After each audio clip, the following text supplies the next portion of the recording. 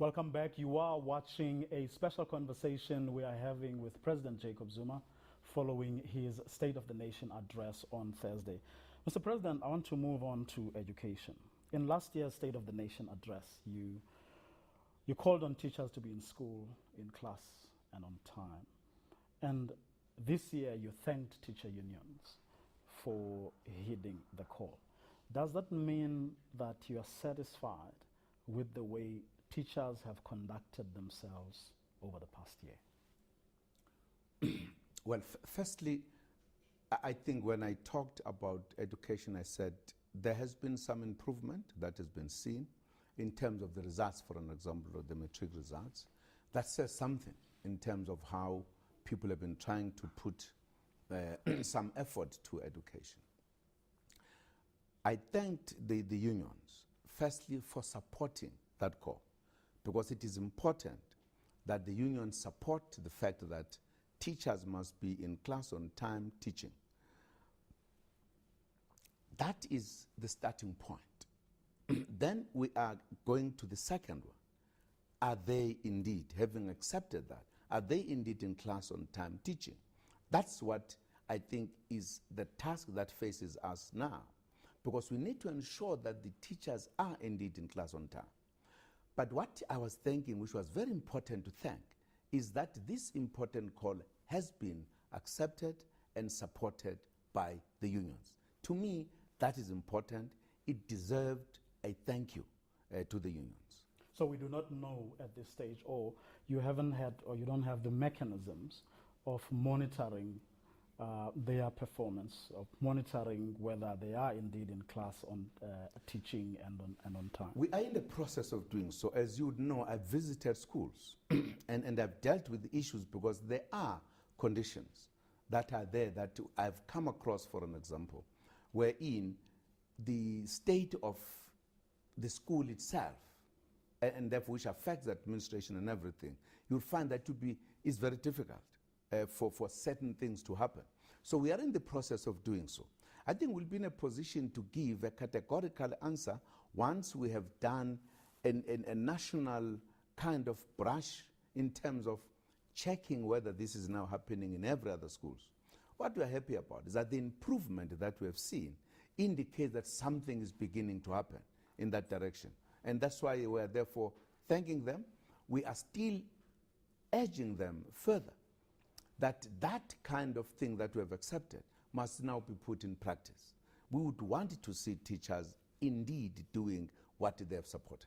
Well, maybe they think they are doing a good job. For example, Nolwazi Gakuzwayo posted on our Facebook page saying they're doing a good job, they've heeded your call, but their complaint is that they're still earning peanuts and a lot of them are not being promoted. That's one of the issues we need to get into. Is the paying or the salary of teachers adequate? I think that's an issue we've got to come in.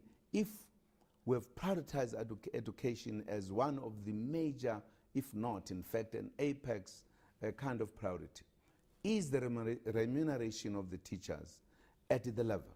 Of course, in the main, that is an issue that is between the teachers and the employer, because you have bargaining chambers, and I would imagine almost on a yearly basis, there are negotiations. These must address those kind of issues. But I think it's an issue that we need all of us to take very seriously, that the remuneration of teachers must be adequate to what we demand them to do. But that is a matter to be discussed at the bargaining chamber, I would imagine. Would you say, Mr. President, that the issue of teacher remuneration is what has contributed, of course not the only factor, to what the ANC in the statement that you read in Mangaung called a crisis, or referred to as a crisis in education? I don't think that's the only issue. I think the issue has been the manner in which education has been run historically, really. We've got to correct that. The very fact that even today you talk about teachers who are there teaching, who are not necessarily qualified teachers, it tells you that there's been a problem in that area which needs to be addressed, which is being addressed. I think all of that put together That's what we could have referred to in the ANC statement as a crisis. We have had a situation in some provinces wherein it is even difficult to shift those teachers to other areas. That's part of the problem, because we need to have a system that is flexible enough that if we identify a problem, you are able to resolve it. There is no resistance in terms of how do we resolve the problem, so that we can then deal with normal problems. Because what I'm just saying to you is abnormal, that in a country we have got people who are not qualified to be teachers, but they're teaching, and you wonder why the results are what they are. So we have got to address those kind of problems, and all of us must agree that it is important that they should be addressed. We should not resist them if they're being addressed. So that's what we're referring to as in the statement you referred to. Well, one of the provincial HODs in a program we had recently was in fact putting the blame squarely or at the door of teacher unions, that they are the ones who are making it difficult for the education authorities to do the right thing, which among other things is redeploying teachers, taking them where their skills are needed the most.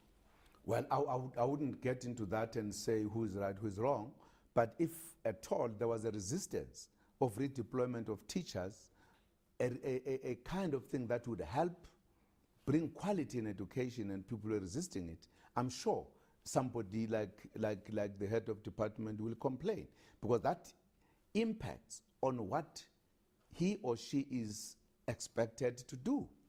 And that's why we say there must be an agreement that we have got to correct things that are not right. There should be no resistance for us to have a system that is operating smoothly.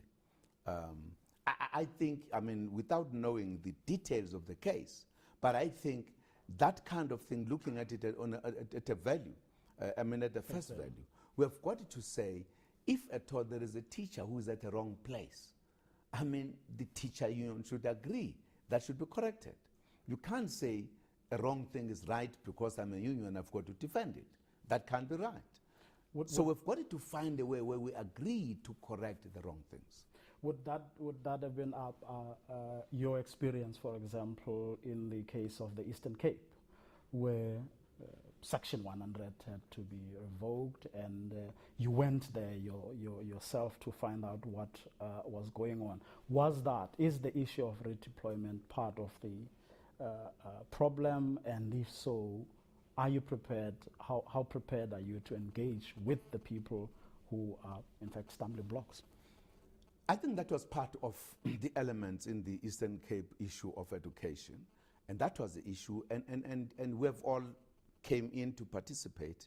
I think there is now a total agreement that those matters are going to be followed and the wrong things are going to be corrected. There's an agreement to that, so there is no way we could go back and discuss it as if it is still a problem.